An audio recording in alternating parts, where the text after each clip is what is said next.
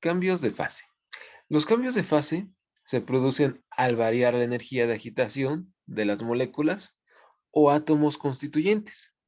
El incremento de la energía hace que la fuerza de cohesión de los átomos se altere, pudiendo ocasionar modificaciones en su organización y separación. En principio es fácil asimilar que dado que el calor es energía, es transferencia. Un incremento de calor producirá dicha agitación y por tanto podrá inducir a un cambio de fase. ¿Qué quiere decir esto? Que cuando nosotros incrementamos la energía, quedamos que la energía pues es el calor, ¿sí? A base de la temperatura, para que pueda cambiar de estado, ¿sí? Un cambio de fase, por ejemplo, si está en sólido, va a cambiar a líquido, ¿sí? O de plano va a cambiar de líquido a gas, ¿sí? Dependiendo de la energía que estemos manejando o que le quieramos dar a nuestra materia, ¿sale? Entonces, aquí dependiendo de la energía, vamos a ir rompiendo las fuerzas intermoleculares, recuerden, ¿eh? Porque cuando es eso, pues es cuando están lo que son los cambios de fase.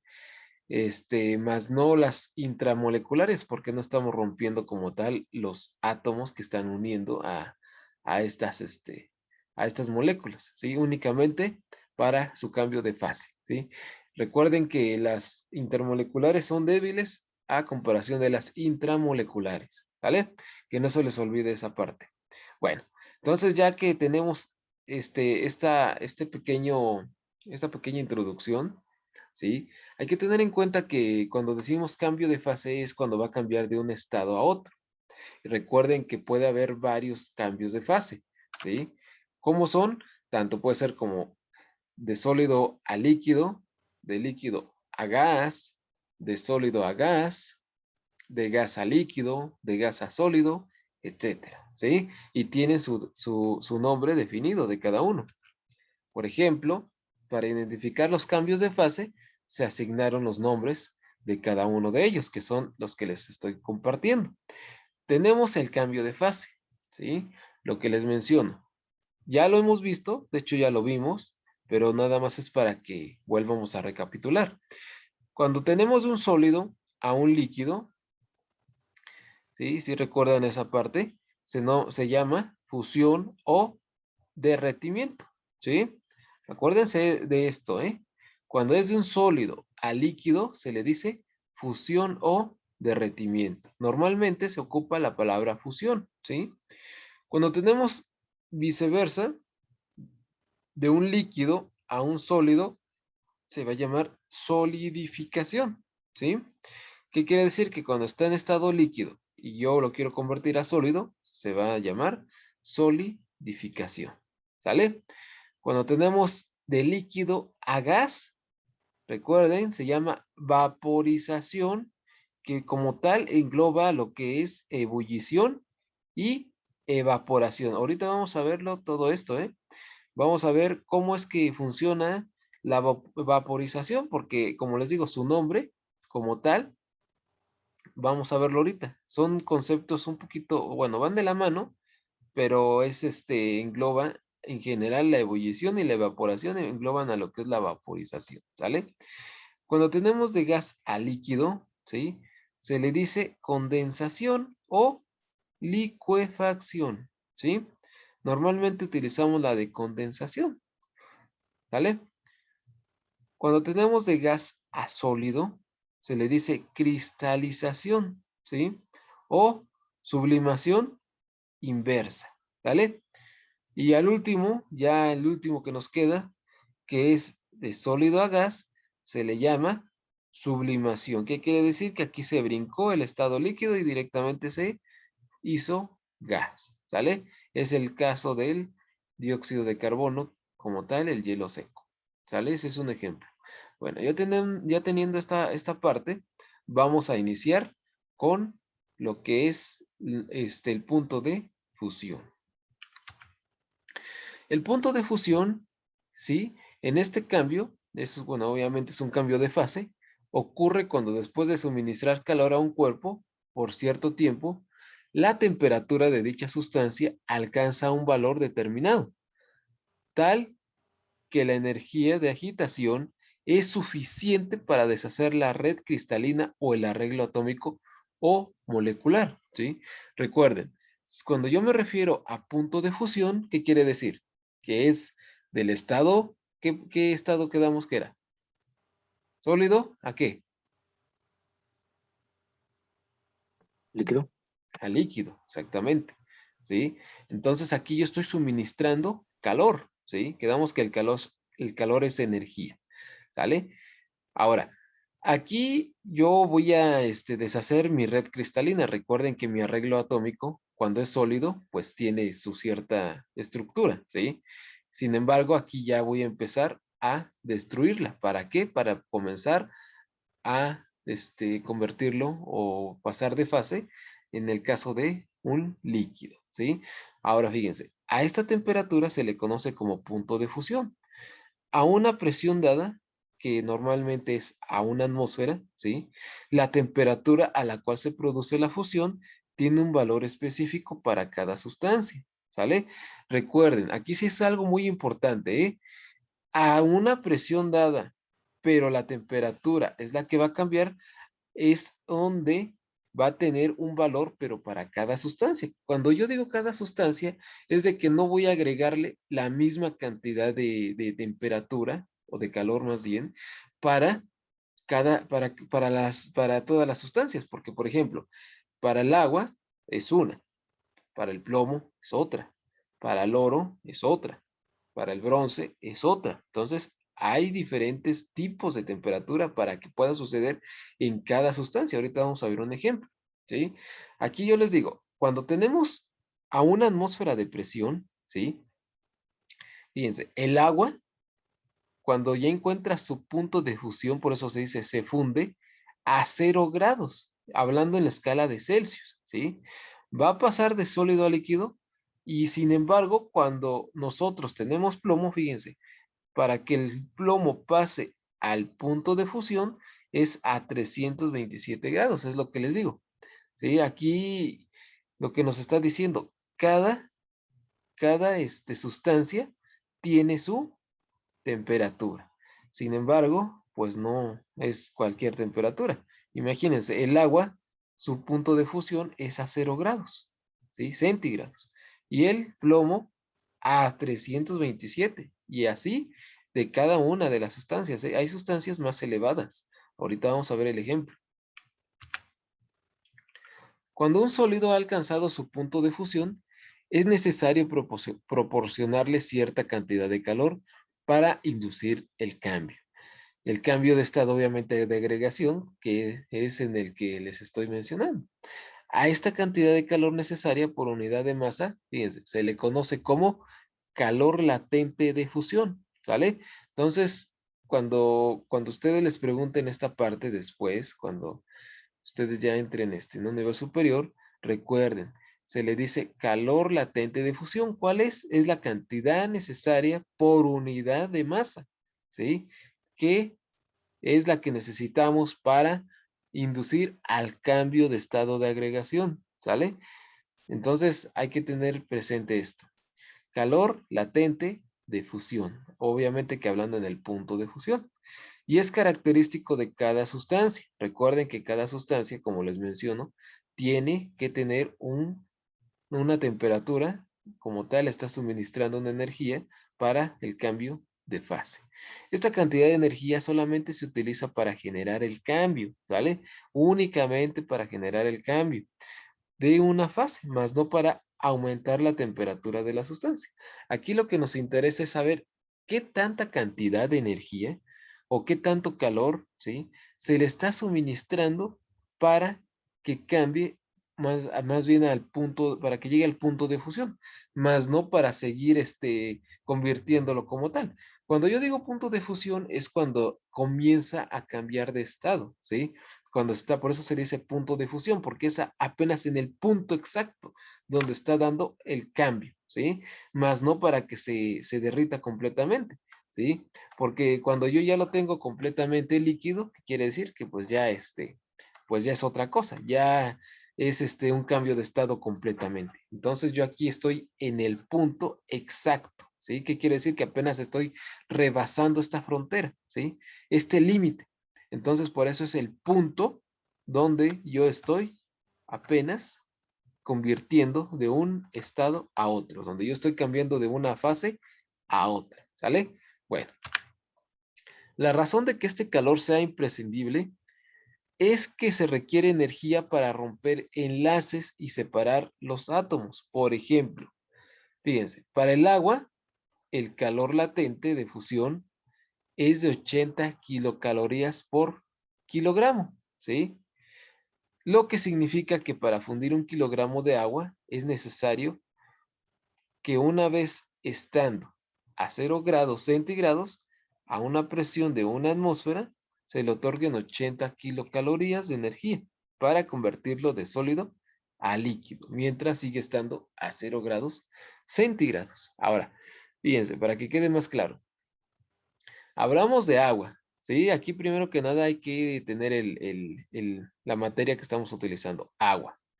Me está diciendo que el calor latente de fusión va a ser de 80 kilocalorías. ¿Únicamente para qué? Para fundirlo, para que pase a líquido, ¿sí? Para que yo tenga mi punto de fusión. Ahora, aquí una cosa muy importante, recuerden que el punto de fusión es del agua a 0 °C. ¿Qué quiere decir? Que posiblemente el agua yo la tenga a, no sé, es un ejemplo, menos 20 grados centígrados, menos 5, menos 10, no sé, dependiendo, ¿sí? Entonces aquí esta cantidad de energía es la que yo le estoy suministrando aquí como tal para que se pueda convertir, ¿sí? Ahora, aquí cuando ya hablamos de calor latente, fíjense cuáles sus unidades. Cuando yo hablo de energía, ¿sí? Cuando yo hablo de energía, yo me refiero a joules o calorías. Sin embargo, cuando ya hablo de calor, es por o sobre kilogramo, ¿sí? Entonces, recuerden, el calor latente se mide en kilocalorías sobre kilogramos. Ahora, ¿qué quiere decir esto? Que yo necesito 80 kilocalorías para convertir únicamente un kilogramo de agua. Si yo quisiera convertir 2 kilogramos, ¿cuánta energía necesitaría? Pues lo doble, ¿sí? 80 por 2, 100, ¿qué? 60 kilocalorías. Cuando hablamos de kilos, recuerden, estoy elevando a la 1000. O sea que si yo convierto a calorías son, ¿cuántas? 80, ¿qué? 80,000 calorías, ¿sí? Para que se den cuenta de qué cantidad de energía se necesita y únicamente por un kilogramo. Por eso aquí me lo dice. Se otorgan 80 kilocalorías para convertir únicamente un kilogramo, ¿sale? Bueno, otra cosa que hay que tener muy en cuenta es lo que les decía. La presión influye mucho, ¿sí? Y aquí no los maneja a una atmósfera. Recuerden, tienen que checar también ahí las conversiones. Porque, por ejemplo, una atmósfera tiene ciertos pascales, tiene ciertos torr, tiene ciertos bares, tiene ciertos milímetros de mercurio, dependiendo, ¿sale? Entonces, aquí también hay que tener en cuenta esto. La presión se maneja estándar para poder hacer esto, porque si las condiciones de la atmósfera cambian, ¿sí? Que ya no sea una, sino a lo mejor dice, no, pues a dos atmósferas o no sé, a menos, entonces ahí ya cambia todo. ¿Sí? Entonces, hay que tener en cuenta esto, siempre y cuando la presión sea a una atmósfera. Si la presión cambia, todo nos cambia, todo nuestro estado cambia, ¿sí? ¿Vale? Bueno, continuamos. Es importante resaltar que durante el tiempo que dure la fusión, la temperatura del sólido y del líquido que se va formando permanece constante hasta que se haya fundido el sólido por completo. En el caso del agua, se tendrá hielo y agua líquida coexistiendo a los 0 °C, mientras dura la transición. Aquí cuando ya, si yo quiero ya de plano que pase al estado líquido, pues yo le voy a seguir suministrando más calor, ¿sí? Hasta que se convierta como tal en líquido. Pero recuerden, cuando yo estoy en el punto de fusión, aquí ya me lo está diciendo, ¿sí? Se va a tener hielo y agua líquida coexistiendo, pero a 0 °C. Cuando yo ya rebase estos límites, tanto sea -1 o 1 positivo, yo ya estoy generando tanto más hielo o más agua. Aquí digamos que están en un estado intermedio, ¿sí? Donde están en la transición, donde están apenas en este punto, ¿sí? Bueno, como tal, miren, aquí lo que les voy a presentar. Aquí yo tengo una tabla, pero tengo de ciertas sustancias, y para cada sustancia se le va a suministrar un calor latente de fusión para cada una de ellas. Pero aquí, como les digo, a una atmósfera de presión, ¿sí? No es lo mismo para todos con una atmósfera, ¿sí? Cuando yo le suministro 2 atmósferas, pues ya va a cambiar todo. Entonces aquí todos están a una atmósfera de presión. El alcohol, fíjense, tenemos el alcohol, ¿sí? La temperatura de fusión del alcohol, ¿qué quiere decir cuando digo temperatura de fusión? Cuando el alcohol está a -114 °C, ¿sí? Entonces va a pasar a punto de fusión. Cuando se le suministran 25 kilocalorías, y eso por kilogramo. La plata, su punto de fusión, imagínense, es a 960 °C, ¿sí? Y sí es lógico, ¿no? Pues imagínense, la plata es un metal, entonces, para que se pueda, como dicen, derretir, para que comience a hacerse líquido, se suministra esta temperatura. Sin embargo, el calor latente de fusión son 25 kilocalorías por kilogramo. El cobre, pues igual es un metal, si se dan cuenta, es un poquito más elevado que la plata, 1083 °C. Y aquí pues la energía, más bien el calor latente, se necesitan 50 kilocalorías. El agua, imagínense, el agua para que esté a 0 grados, fíjense, se necesita más calor latente que todos ellos. ¿Pero por qué? Porque miren, la temperatura pues es 0 grados, ¿sí? ¿Qué quiere decir? Que cuando está en 0 °C se mantiene en punto de fusión. El mercurio, aquí el mercurio es a -39 °C. De hecho, el mercurio es el único metal que encontramos normalmente a temperatura ambiente en estado líquido. Entonces, imagínense, a -39 grados se comienza a estar ¿en qué? En líquido, ¿sí? Entonces, aquí si nosotros tenemos, no sé, -50 grados, podemos encontrar el mercurio posiblemente en su estado sólido, ¿sí? Y entonces la energía pues es un poquito menor, 2.8 kilocalorías, perdón, el calor latente. Y el plomo también es un metal y a 327 grados centígrados tenemos que es el punto de fusión. Y aquí las kilocalorías que se utilizan son 5.7. Y el carbono lo conocemos, imagínense. Se necesita 3540 grados centígrados para que pueda estar en su punto de fusión. Imagínense, el carbono lo conocemos normalmente.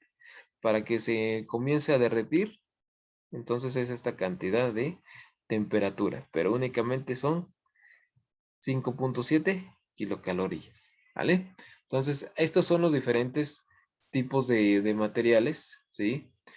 Que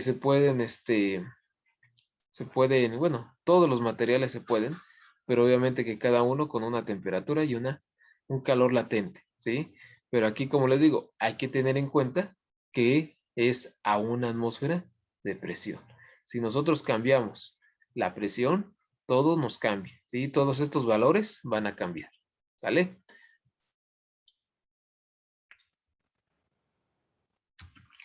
Tenemos la solidificación. En esta transformación los procesos ocurren en sentido inverso a la fusión, ¿sí?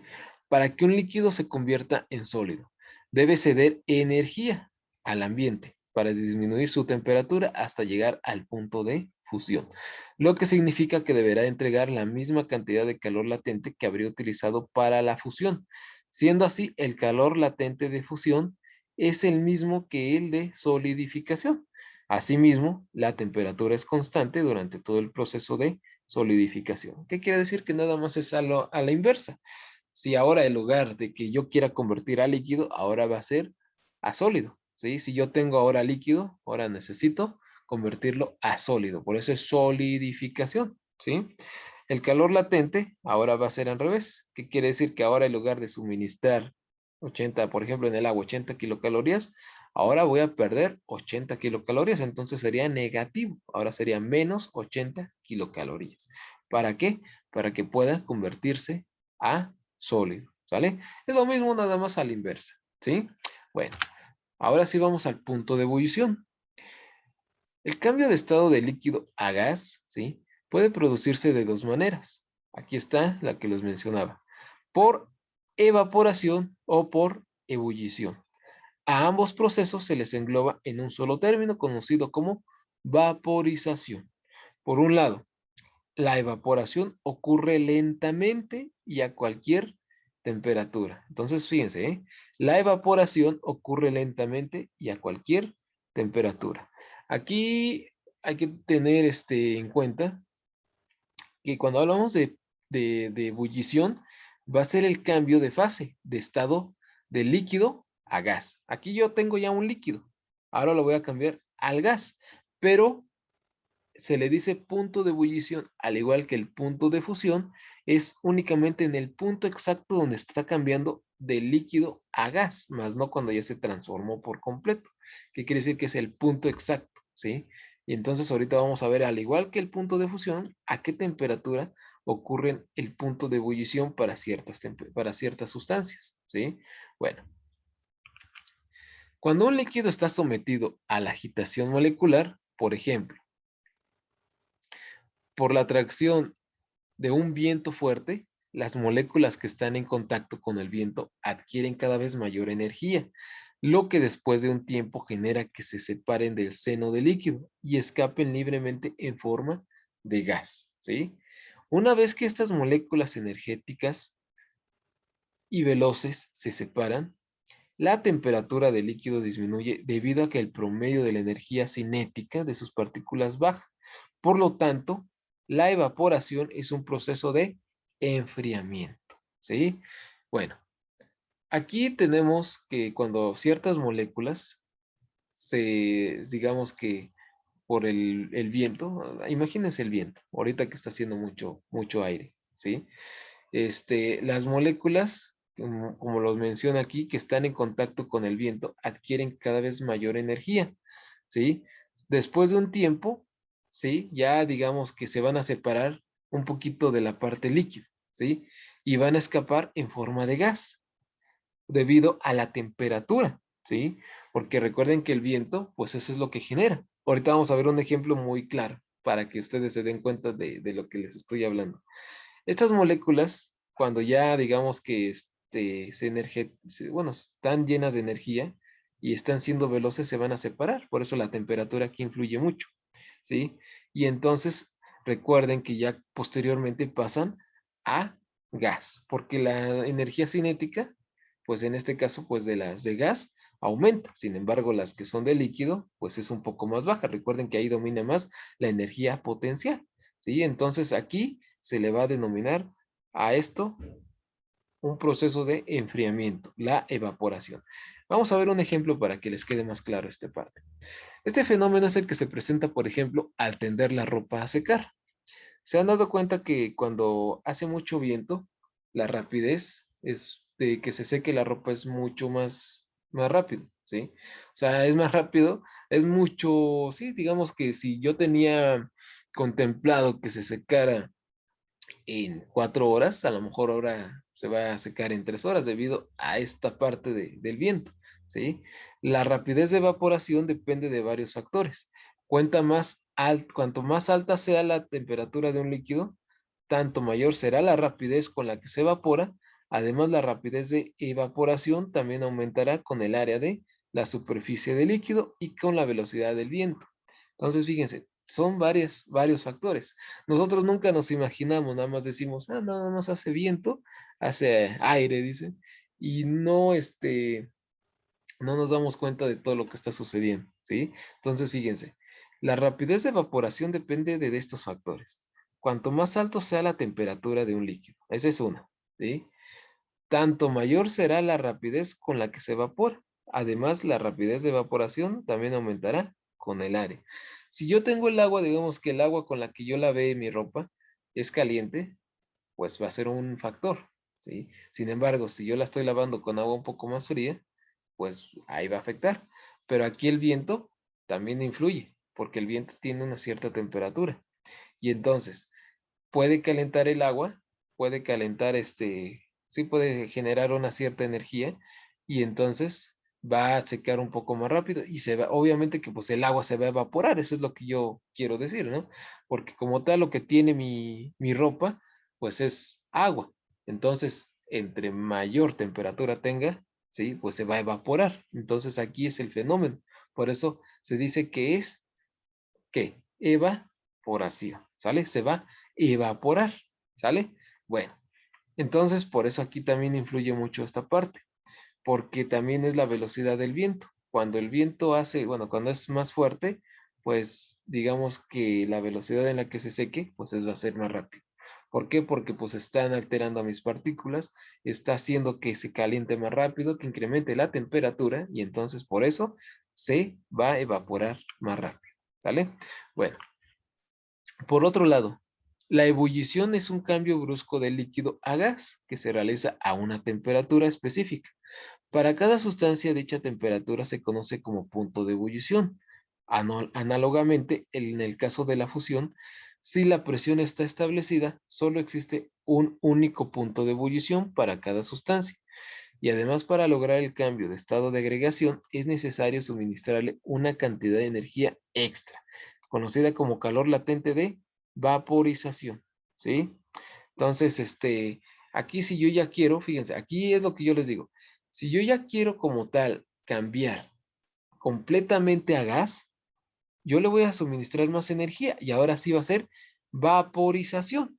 Sin embargo, cuando yo apenas estoy en el proceso, se está evaporando, ¿sí? Es el punto de ebullición, al igual que el punto de fusión, únicamente me importa el proceso, que quiere decir que voy a tener las dos fases, tanto líquido como gas. Sin embargo, si yo ya quiero completamente el gas, voy a seguir suministrándole calor y entonces ya es otra cosa, ¿vale? Entonces ya no es como tal punto de ebullición, sino ahora va a ser vaporización. ¿Sale? Bueno, tenemos otro ejemplo para el caso del agua. Nuevamente, el calor latente de vaporización, ¿sí? Es de 580 kilocalorías al igual por kilogramo, lo que significa que son necesarias 580 kilocalorías de energía por cada kilogramo de agua para poder convertir de líquido a gas. O sea, para lograr la ruptura de los puentes de hidrógeno, ¿sí? Recuerden que este es una, ¿qué quedamos que era? ¿Una fuerza qué? Intermolecular, ¿sale? Para cambiar de fase. Durante el proceso de ebullición, tanto el agua líquida como la gaseosa se van formando, coexisten a la misma temperatura en el caso de estar a una atmósfera de presión. Al igual aquí vamos a trabajar a una atmósfera, ¿sí? Entonces la temperatura para que el agua pase de líquido a gas y esté en el punto de ebullición va a ser a 100 grados Celsius, ¿sí? O centígrados, ¿sale? Entonces aquí hay que tener mucho en cuenta esta parte. Para que yo el agua pase únicamente a gas, se necesitan 580 kilocalorías por cada kilogramo.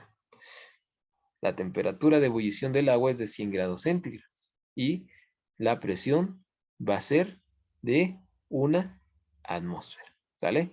Entonces, esto es lo que va a suceder, ¿sí? Vamos a tener tanto agua, bueno, vamos a tener agua líquida como gas, ¿sí? Entonces, por eso apenas está en el punto de líquido a gas, ¿sale? Bueno, vamos a continuar ahora. Vamos a ver la tablita. Al igual que en el punto de fusión, también aquí vamos a ver la tablita para cada sustancia, ¿sí? Para cada materia, de qué cantidad de calor latente se necesita para que pueda llegar a su punto de ebullición. Ahora, cuando yo les mencionaba el calor latente de fusión, en el caso del punto de fusión, aquí se llama calor latente de vaporización, ¿sí? Va cambiando, ¿sí? Este es para la ebullición. La sustancia, yo tengo alcohol, ¿sí? El alcohol, fíjense, su temperatura de ebullición va a ser de 78 grados centígrados, pero el calor latente va a ser de 201 kilocalorías por kilogramo. Para la plata, imagínense, ya va incrementando, 1950 grados Celsius. Y la energía que necesito son 520. Para el cobre, 2330 y su energía, su calor, perdón, va a ser de 1110. El agua, quedamos que el punto de ebullición es de 100 grados Celsius y únicamente necesita 540 kilocalorías. El mercurio a 357 y su calor de 72, el plomo de 1730 y 220, ¿sí? Y el carbono, pues ya nada más es muy poco lo que se le suministra. Recuerden que eran 3000 500 y tantos lo del punto de fusión, entonces ahorita aquí ya no es tanta la diferencia, son 4000, pero eso sí, el calor latente de vaporización son 12000, ¿sale? Entonces, estos son las sustancias y su temperatura para que puedan pasar al punto de ebullición.